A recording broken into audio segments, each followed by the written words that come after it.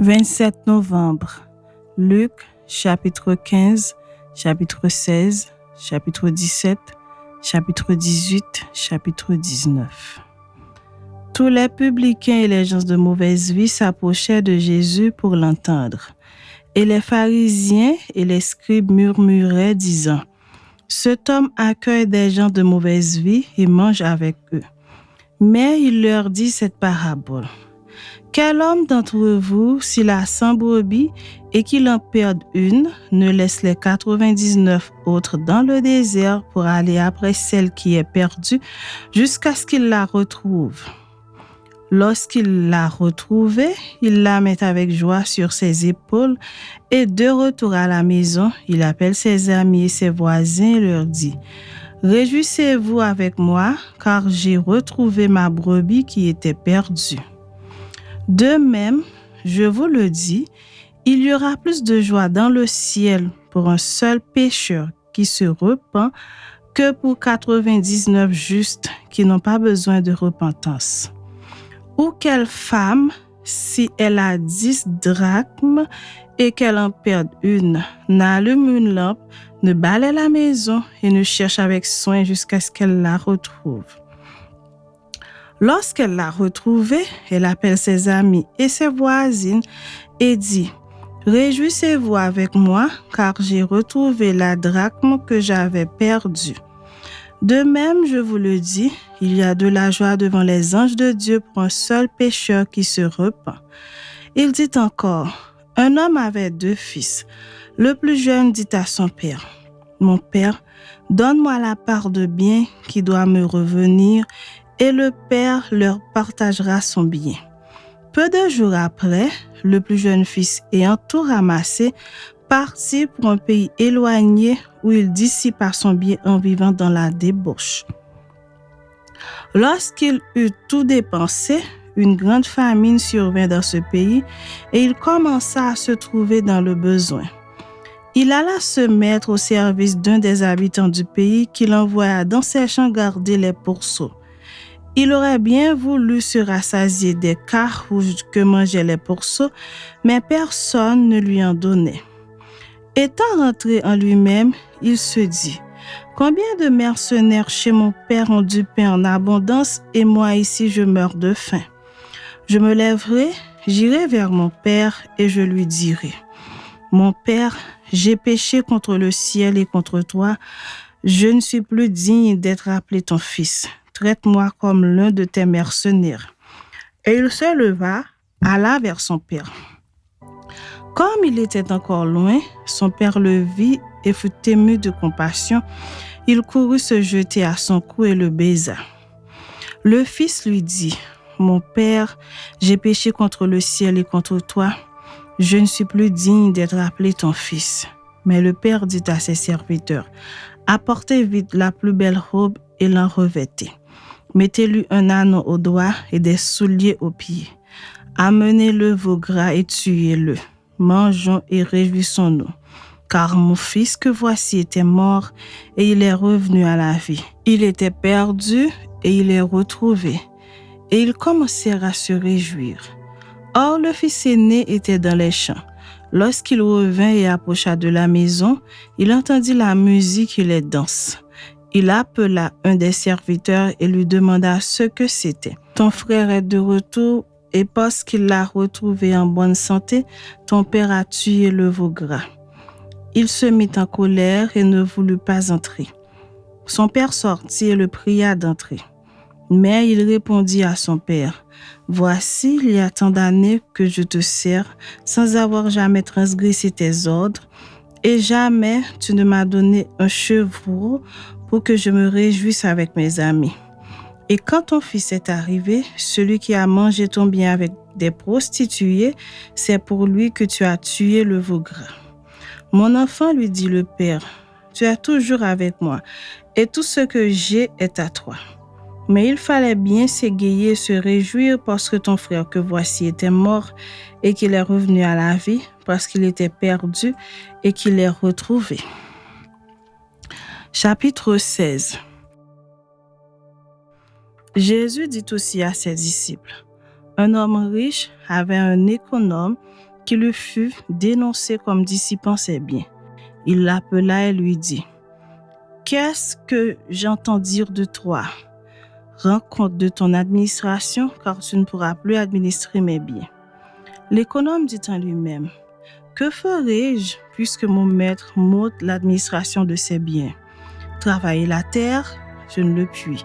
Mendier, j'en ai honte.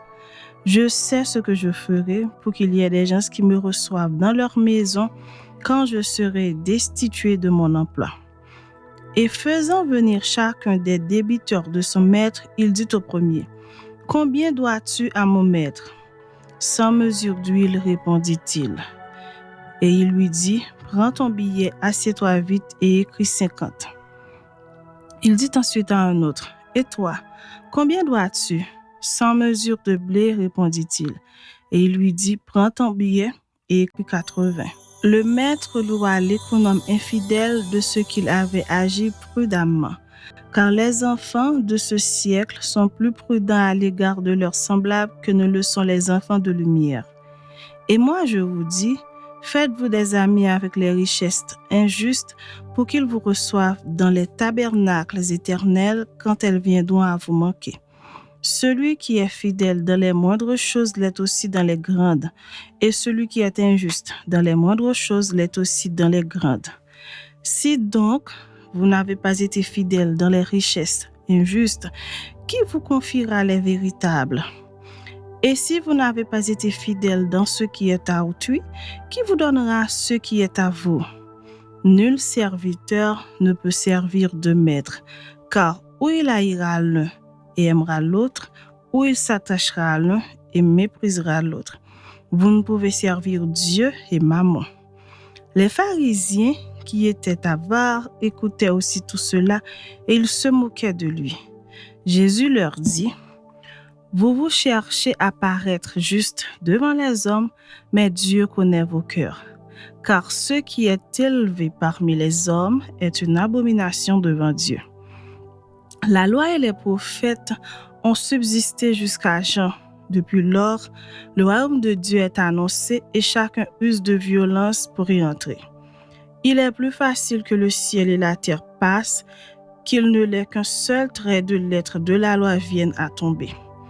Quiconque répudie sa femme et en épouse une autre commet un adultère, et quiconque épouse une femme répudiée par son mari commet un adultère. Il y avait un homme riche qui était vêtu de pourpre et de fin lin et qui chaque jour menait joyeuse et brillante vie. Un pauvre nommé Lazare était couché à sa porte, couvert d'ulcères et désireux de se rassasier des miettes qui tombaient de la table du riche. Et même les chiens venaient encore lécher ses ulcères. Le pauvre mourut et il fut porté par les anges dans le sein d'Abraham. Le riche mourut aussi et il fut enseveli. Dans le séjour des morts, il leva les yeux et tandis qu'il était en proie au tourment, il vit de loin Abraham et Lazare dans son sein. Il s'écria: « Père Abraham, aie pitié de moi et envoie Lazare pour qu'il trempe le bout de son doigt dans l'eau et me rafraîchisse la langue, car je souffre cruellement dans cette flamme. » Abraham répondit: « Mon enfant, souviens-toi que tu as reçu tes biens pendant ta vie et que Lazare a eu les maux pendant la sienne. Maintenant, il est ici consolé et toi tu souffres. D'ailleurs, il y a entre nous et vous un grand abîme, afin que ceux qui voudraient passer d'ici vers vous ou de là vers nous ne puissent le faire. » Le riche dit: « Je te prie donc, Père Abraham, d'envoyer Lazare dans la maison de mon père, car j'ai 5 frères. C'est pour qu'il leur atteste ces choses, afin qu'ils ne viennent pas aussi dans ce lieu de tourment. » Abraham répondit: « Ils ont Moïse et les prophètes, qu'ils les écoutent. » Et il dit: « Non, Père Abraham, mais si quelqu'un des morts va vers eux, ils se repentiront. » Et Abraham lui dit: « S'ils n'écoutent pas Moïse et les prophètes, ils ne se laisseront pas persuader quand même quelqu'un des morts ressusciterait. » Chapitre 17. Jésus dit à ses disciples: Il est impossible qu'il n'arrive pas des scandales, mais malheur à celui par qui ils arrivent. Il vaudrait mieux pour lui qu'on mît à son cou une pierre de moulin et qu'on le jetât dans la mer que s'il scandalisait un de ses petits. Prenez garde à vous-même, si ton frère a péché, reprends-le, et s'il se repent, pardonne-lui. Et s'il a péché contre toi 7 fois dans un jour et que 7 fois il revienne à toi disant « Je me repens », tu lui pardonneras. Les apôtres dirent au Seigneur « Augmente-nous la foi ». Et le Seigneur dit « Si vous aviez de la foi comme un grain de sénévé, vous diriez à ce sycomore « Déracine-toi et plante-toi dans la mer » et il vous obéirait. Qui de vous, ayant un serviteur qui laboure ou paie les troupeaux, lui dira, quand il revient des champs, « Approche vite et mets-toi à table ». Ne lui dira-t-il pas au contraire, « Prépare-moi à souper, ceins-toi et sers-moi jusqu'à ce que j'aie mangé et bu. Après cela, toi tu mangeras et boiras ». Doit-il de la reconnaissance à ce serviteur parce qu'il a fait ce qui lui était ordonné? Vous de même, quand vous avez fait tout ce qui vous a été ordonné, dites, nous sommes des serviteurs inutiles, nous avons fait ce que nous devions faire. Jésus se rendant à Jérusalem passait entre la Samarie et la Galilée. Comme il entrait dans un village, 10 lépreux vinrent à sa rencontre. Se tenant à distance, ils élevèrent la voix et dirent, « Jésus, Maître, aie pitié de nous. » Dès qu'il les eut vus, il leur dit, « Allez vous montrer au sacrificateur. » Et pendant qu'ils y allaient, il arriva qu'ils furent guéris. L'un d'eux, se voyant guéri, revint sur ses pas, glorifiant Dieu à haute voix. Il tomba sur sa face aux pieds de Jésus et lui rendit grâce. C'était un Samaritain. Jésus, prenant la parole, dit, « Les 10 n'ont-ils pas été guéris? Et les 9 autres, où sont-ils? Ne s'est-il trouvé que cet étranger peut revenir et donner gloire à Dieu? » Puis il lui dit, « Lève-toi, va, ta foi t'a sauvé. » Les pharisiens demandèrent à Jésus quand viendrait le royaume de Dieu. Il leur répondit, « Le royaume de Dieu ne vient pas de manière à frapper les regards. On ne dira point, il est ici ou il est là, car voici le royaume de Dieu est au milieu de vous. » Et il dit aux disciples, « Des jours viendront où vous désirerez voir l'un des jours du Fils de l'homme, et vous ne le verrez point. On vous dira, il est ici, il est là, n'y allez pas, ne courez pas après. Car comme l'éclair resplendit et brille d'une extrémité du ciel à l'autre, ainsi sera le Fils de l'homme en son jour. Mais il faut auparavant qu'il souffre beaucoup et qu'il soit rejeté par cette génération. Ce qui arriva du temps de Noé arrivera de même au jour du Fils de l'homme. Les hommes mangeaient, buvaient, se mariaient et mariaient leurs enfants jusqu'au jour où Noé entra dans l'arche. Le déluge vint et les fils tous périrent. Ce qui arriva du temps de l'eau arrivera pareillement. Les hommes mangeaient, buvaient, achetaient, vendaient, plantaient, bâtissaient. Mais le jour où l'eau sortit de Sodome, une pluie de feu et de soufre tomba du ciel et les fit tous périr. Il en sera de même le jour où le Fils de l'homme paraîtra. En ce jour-là, que celui qui sera sur le toit et qui aura ses effets dans la maison ne descende pas pour les prendre, et que celui qui sera dans les champs ne retourne pas non plus en arrière. Souvenez-vous de la femme de l'eau. Celui qui cherchera à sauver sa vie la perdra, et celui qui la perdra la retrouvera. Je vous le dis, en cette nuit-là, 2 personnes qui seront dans un même lit, l'une sera prise et l'autre laissée. De 2 femmes qui mourront ensemble, l'une sera prise et l'autre laissée. De 2 hommes qui seront dans un champ, l'un sera pris et l'autre laissé. Les disciples lui dirent, « Où sera-ce, Seigneur ?» Et il répondit, « Où sera le corps, là s'assembleront les aigles. » Chapitre 18. Jésus leur adressa une parabole pour montrer qu'il faut toujours prier et ne point se relâcher. Il dit, il y avait dans une ville un juge qui ne craignait point Dieu et qui n'avait d'égard pour personne. Il y avait aussi dans cette ville une veuve qui venait lui dire, fais-moi justice de ma part adverse.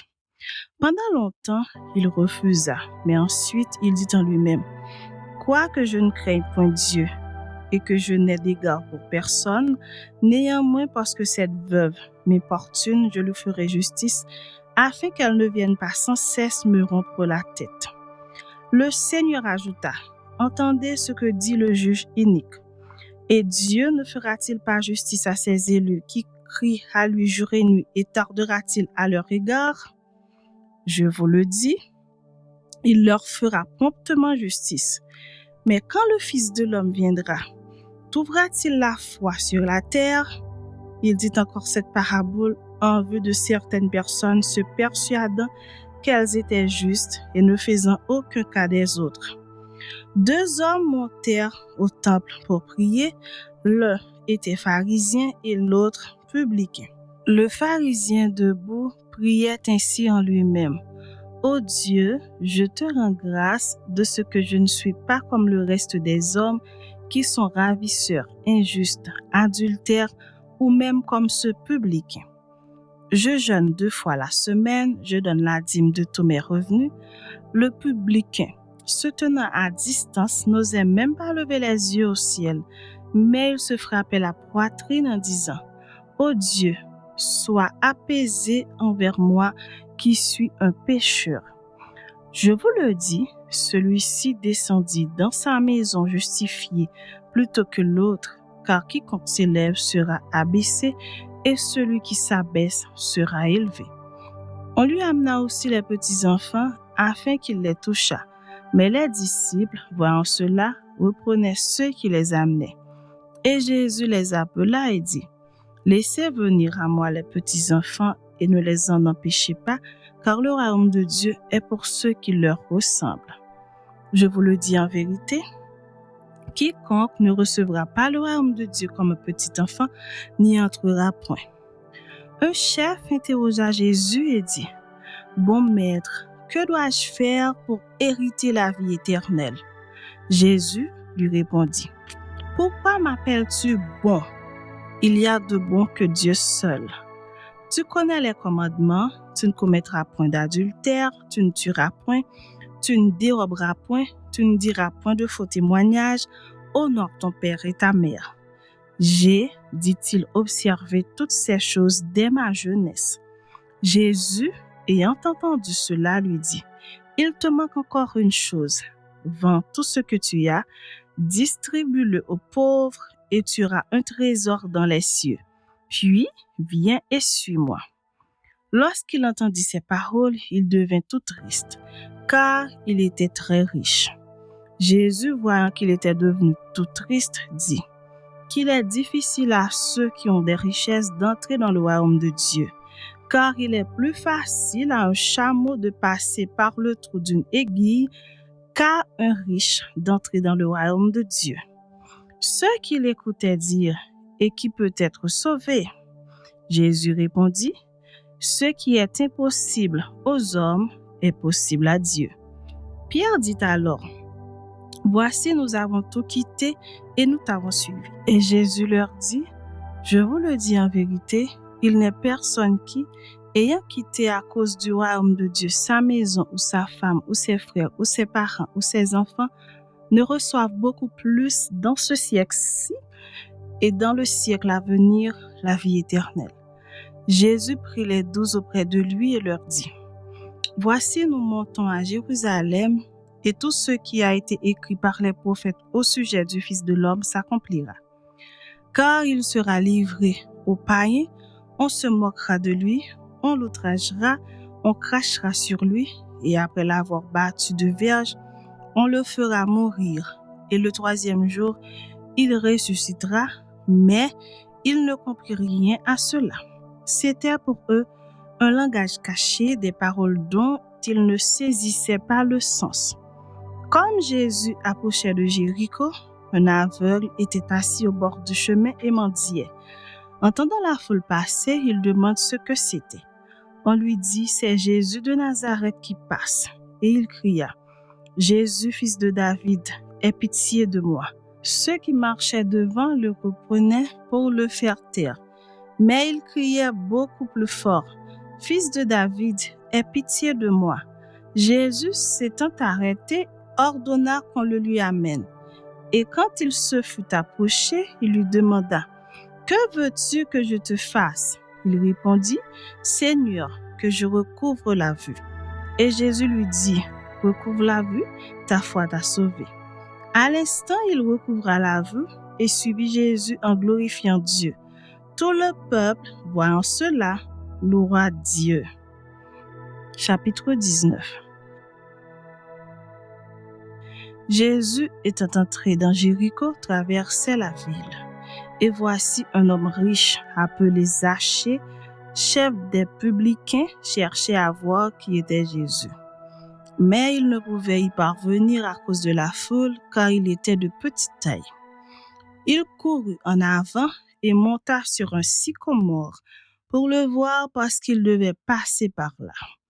Lorsque Jésus fut arrivé à cet endroit, il leva les yeux et lui dit, Zachée, à toi de descendre, car il faut que je demeure aujourd'hui dans ta maison.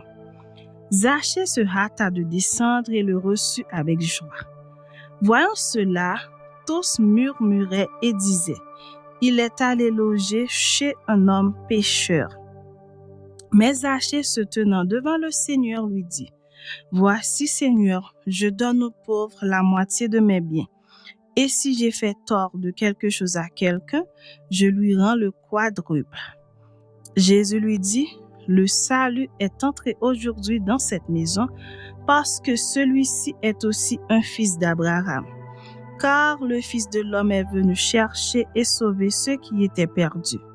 Ils écoutaient ces choses et Jésus ajouta une parabole parce qu'il était près de Jérusalem et qu'on croyait qu'à l'instant le royaume de Dieu allait paraître. Il dit donc, un homme de haute naissance s'en alla dans un pays lointain pour se faire investir de l'autorité royale et revenir ensuite.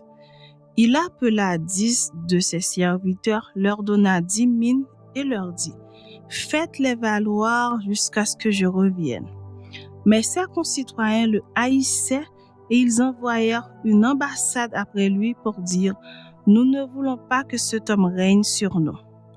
Lorsqu'il fut de retour, après avoir été investi de l'autorité royale, il fit appeler auprès de lui les serviteurs auxquels il avait donné l'argent afin de connaître comment chacun l'avait fait valoir. Le premier vint et dit, Seigneur, ta mine a rapporté 10 000. Il lui dit, c'est bien, bon serviteur, parce que tu as été fidèle en peu de choses, reçois le gouvernement de 10 villes. Le second vint et dit, Seigneur, ta mine a produit 5 000. Il lui dit, toi aussi, sois établi sur 5 villes.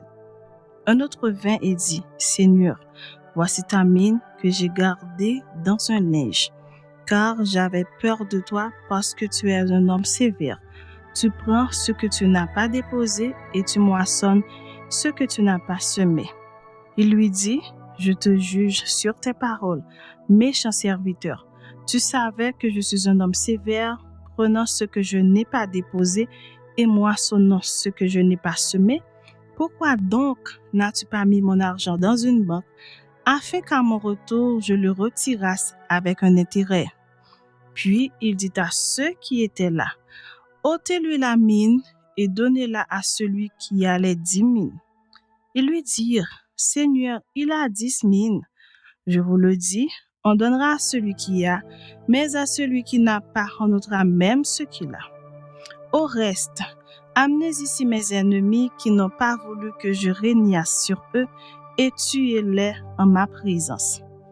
Après avoir ainsi parlé, Jésus marcha devant la foule pour monter à Jérusalem.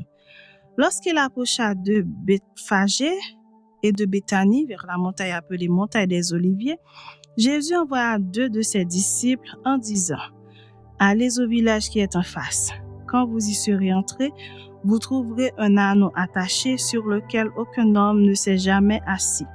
Détachez-le et amenez-le. Si quelqu'un vous demande « Pourquoi le détachez-vous » vous lui répondrez « Le Seigneur en a besoin ». Ceux qui étaient envoyés allèrent et trouvèrent les choses comme Jésus leur avait dit. Comme ils détachaient l'anneau, ses maîtres leur dirent « Pourquoi détachez-vous l'anneau » Ils répondirent « Le Seigneur en a besoin ». Et ils amenèrent à Jésus l'anneau sur lequel ils jetèrent leurs vêtements et firent monter Jésus. Quand il fut en marche, les gens étendirent leurs vêtements sur le chemin. Et lorsque déjà il approchait de Jérusalem vers la descente de la montagne des Oliviers, toute la multitude des disciples, saisis de joie, se mit à louer Dieu à haute voix pour tous les miracles qu'ils avaient vus. Ils disaient « Béni soit le roi qui vient au nom du Seigneur, paix dans le ciel et gloire dans les lieux très hauts. » Quelques pharisiens du milieu de la foule dirent à Jésus « Maître, reprends tes disciples. » Et il répondit « Je vous le dis, s'ils se taisent, les pierres crieront. » Comme il approchait de la ville, Jésus, en la voyant, pleura sur elle et dit « Si toi aussi, au moins en ce jour qui t'est donné, tu connaissais les choses qui appartiennent à ta paix, mais maintenant elles sont cachées à tes yeux. Il viendra sur toi des jours où tes ennemis t'environneront de tranchées, t'enfermeront et te serreront de toutes parts.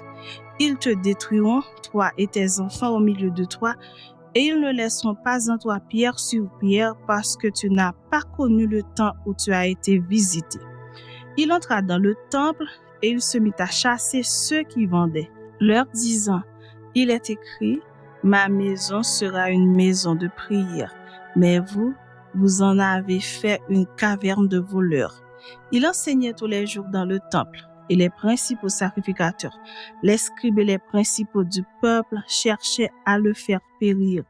Mais il ne savait comment s'y prendre, car tout le peuple l'écoutait avec admiration.